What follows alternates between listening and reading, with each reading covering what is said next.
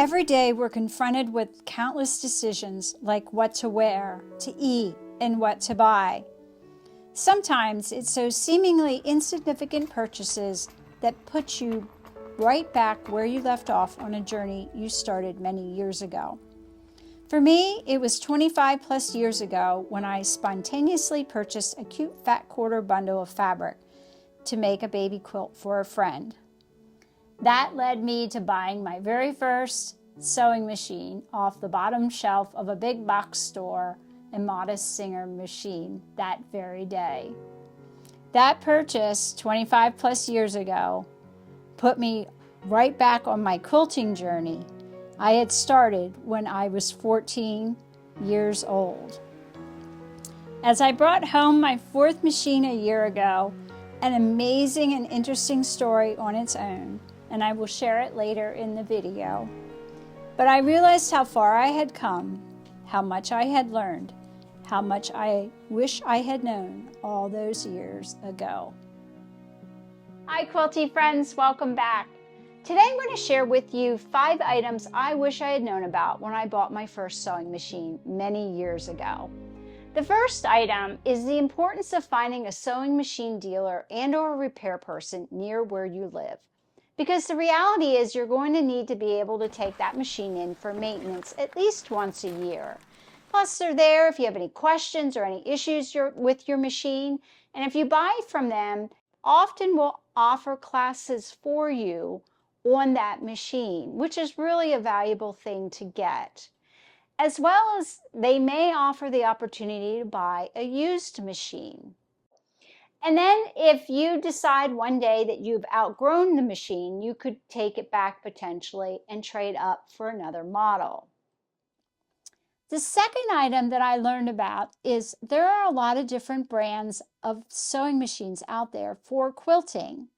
And I'm going to put a list of them up here. It's by no means comprehensive. It's simply to help you get started in your research in terms of looking for a machine. The third item is the value of going to a quilt show. And the reason I say this is there's a lot of vendors at these quilt shows typically, and some of them are sewing machine dealers. And this offers an opportunity for you to try out different types of models of machines as well as different brands.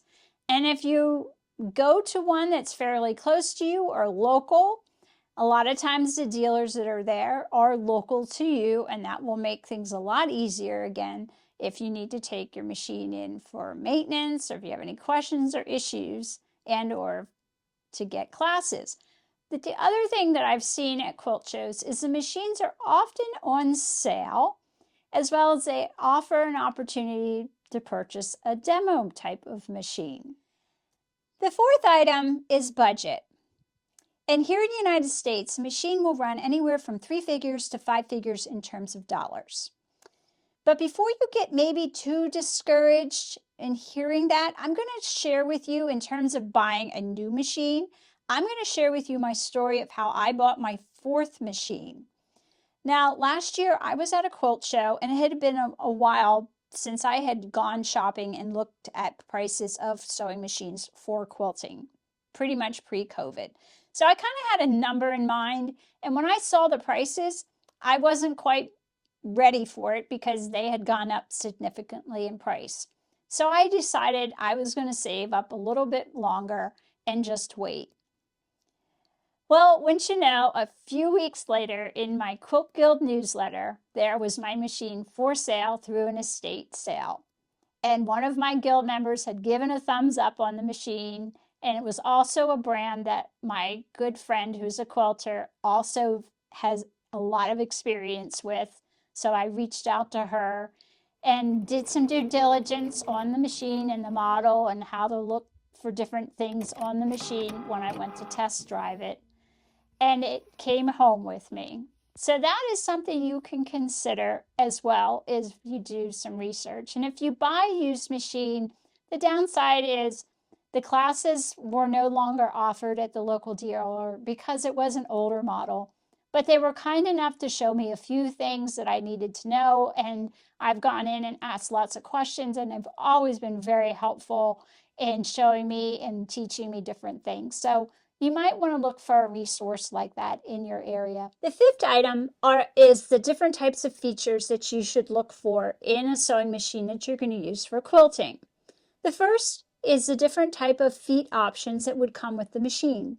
You're going to want a 1/4 inch guide foot or some type of setup related to that, as well as a dual feed or a walking foot, because both of those will allow you to feed multiple layers of fabric through the machine evenly.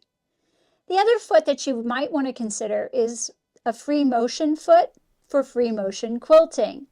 And if you do that, then you want to make sure then that the feed dogs can easily be disengaged to allow you to do free motion quilting.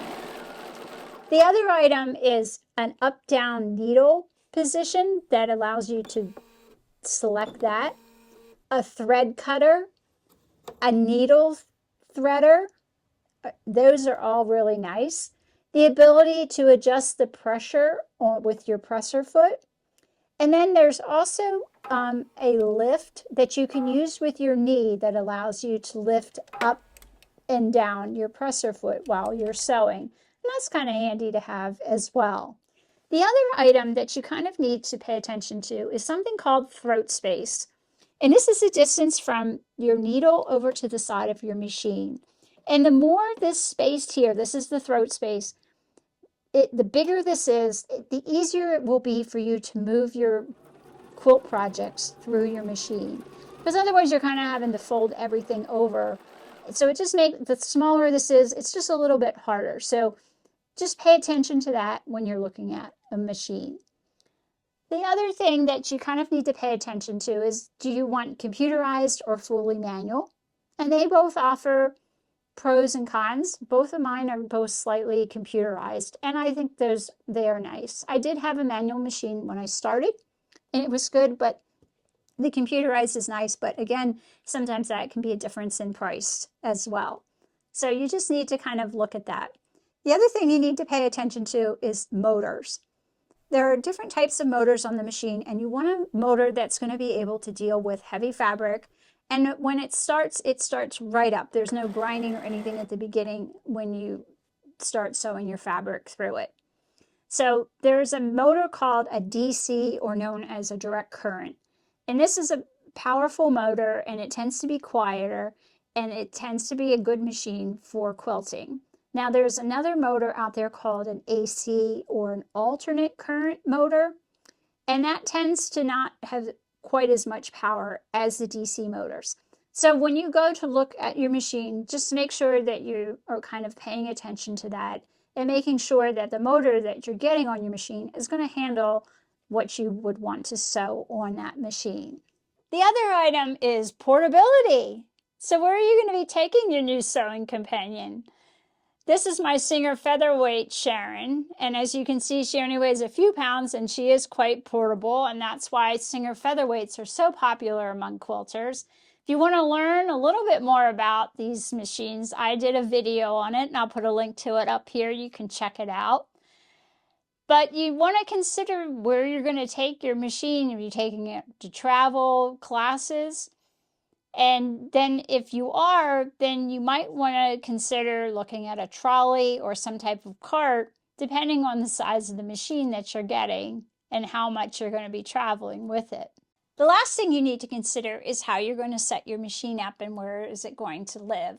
And I've put a playlist up here to my 2 sewing room tours that I've done that you can check out and see how I've set up my machines in my quilt studio. But for now, I wish you all well, and most of all, be quilty.